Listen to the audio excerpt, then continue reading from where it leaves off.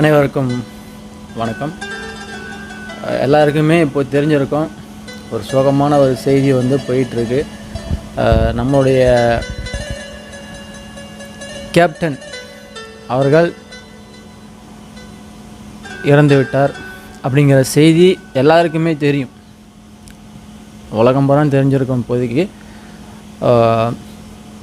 இந்த நேரத்தில் அவங்களுடைய குடும்பத்தாருக்கும் தொண்டர்களுக்கும் அவரை பெரிதும் நேசிக்கக்கூடிய அனைத்து உள்ளங்களுக்கும் என்னுடைய இந்த சேனலுடைய ஆழ்ந்த ஒரு இரங்கலை நான் தெரிவித்துக் கொள்கிறேன்.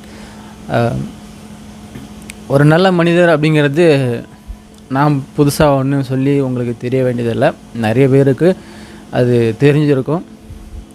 எல்லோரும் கண்கூடவே ஒரு நல்லவர் எப்படி இருப்பார் அப்படிங்கிறது உண்மையிலேயே ஒரு மனிதர், ஒரு யதார்த்தமான ஒரு மனிதர், எந்த ஒரு சூழ்நிலையிலும் தான் பெரிய இடத்திற்கு அந்த ஒரு ஒரு ஒரு ஒரு பெரிதாக வளர்ந்து விட்டேன் அப்படிங்கிற எந்த ஒரு தலைக்கணமும் இல்லாத ஒரு பெரிய ஒரு உன்னதமான ஒரு மனிதர் அவர். உண்மையிலேயே வந்து எனக்கே ரொம்பவுமே பிடிச்ச ஒரு ஒரு ஒரு ஒரு ஒரு கலைஞர், ஒரு அரசியல்வாதி.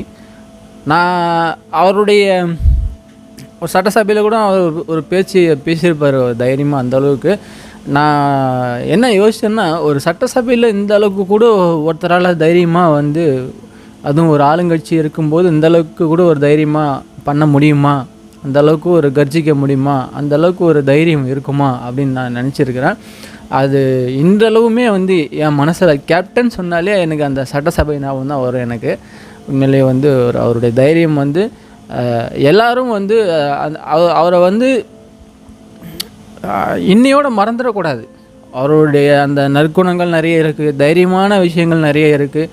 அவர்கிட்ட இருந்து ஒவ்வொரு தமிழ் இளைஞர்களும் தமிழ் மக்களும் கற்றுக்க வேண்டிய நிறைய விஷயங்கள் இருக்குது. அதை அவங்களுடைய வாழ்நாளில் பின்பற்றினாலே அதில் நம்மளுடைய கேப்டன் அவர்கள் அப்போ தான் அவருடைய வெற்றி அப்படிங்கிறது அதில் தான் முழுசாக அடங்கியிருக்கு. எல்லோரும் இன்றைக்கி ஒரு நாள் வந்துட்டு ஏதோ பேசணும், அவரை பற்றி நினச்சோம் அழுதோம் அப்படின்னு இல்லாத, இன்றைக்கி இருக்கக்கூடிய அந்த ஒரு திரை உலகிலும் சரி, புதுசாக வர்றவங்களுக்கு ஒரு வாய்ப்பு கொடுக்கணும், அதே போல் எல்லாரையும் ஒரு சரிசமமாக நடத்தணும் அப்படிங்கிற அந்த ஒரு எண்ணத்தை வந்து கடைபிடிக்கணும். அரசியல்லையும் இன்றைக்கி இருக்கக்கூடிய தலைவர்களும் சரி, அவரை வந்து ஒரு ரோல் மாடலாக எடுத்து செயல்பட்டால் இருக்கிற எல்லா தமிழ்நாட்டு மக்களுக்கும் ஒரு பெரிய ஒரு நல்ல விஷயமாக இருக்கும் அப்படின்னு நான் நம்புகிறேன். ஒரு பெரிய ஒரு மனிதர், என்ன வார்த்தை சொல்கிறதுன்னு எனக்குமே தெரியல. உண்மையிலுமே நான் பார்த்து வியந்த ஒரு மனிதர் கேப்டன் விஜயகாந்த் அவர்கள் அப்படின்னு தான் நான் சொல்லுவேன்.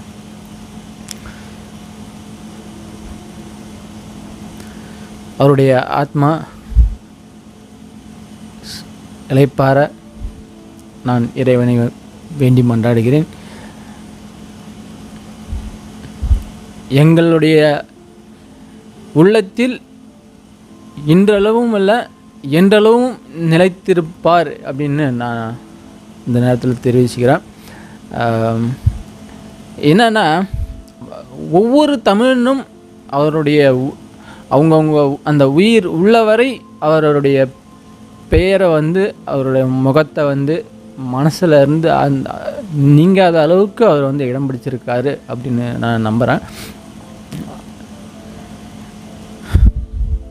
எல்லோரும் அவருடைய ஆன்ம இலைப்பாட்டிக்காக